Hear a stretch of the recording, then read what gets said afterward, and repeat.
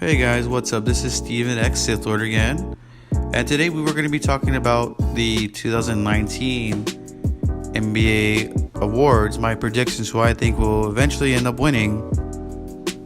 Now, of course, it's going to be a long season and nothing is certain, barring injuries, of course. But here's who I think will eventually be winning some of those awards. Now, let's start with the Rookie of the Year.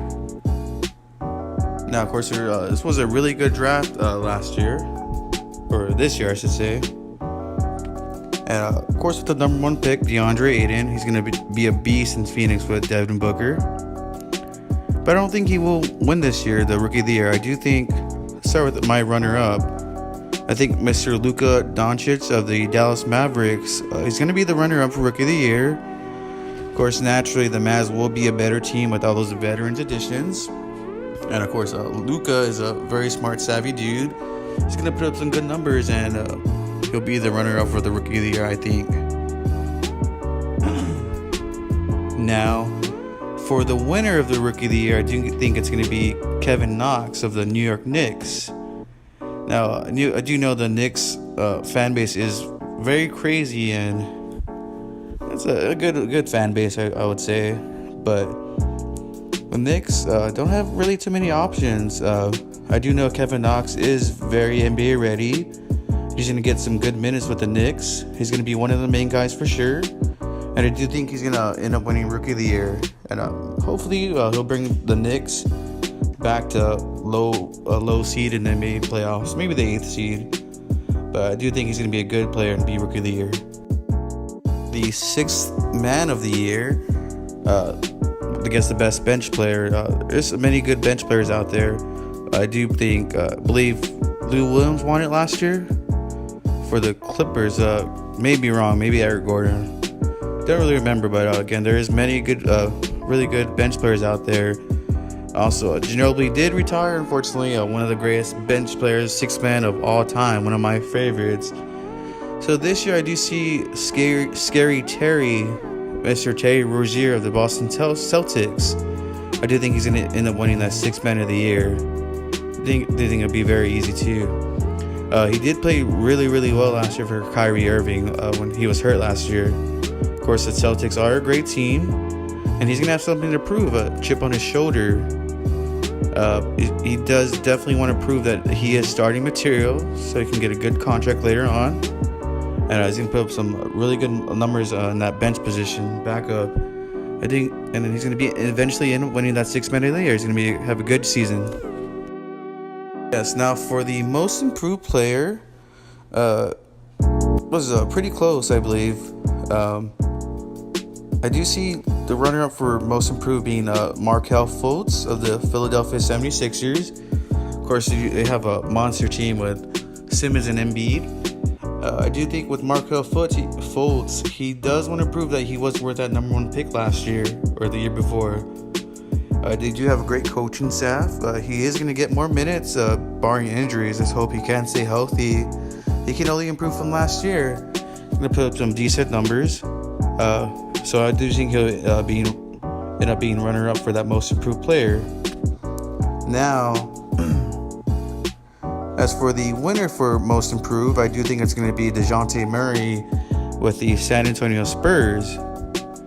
Now, with Tony Parker gone, and of course Ginobili and a bunch of players leaving that Spurs team, Mr. DeJounte Murray is now one of the leaders. And of course, with great coaching with Coach Pop and much more time with the ball in his hands, minus Tony, he will drastically improve. He's going to get some good minutes. I think however far he goes is how far the Spurs will go. So I believe he was second team all defense last year with limited minutes. So this is going to be really good and end up being the most improved player of the year. Now for the defensive player of the year, I do believe Rudy Gobert won last year. The year before it was Draymond. Before that it was Kawhi Leonard back to back.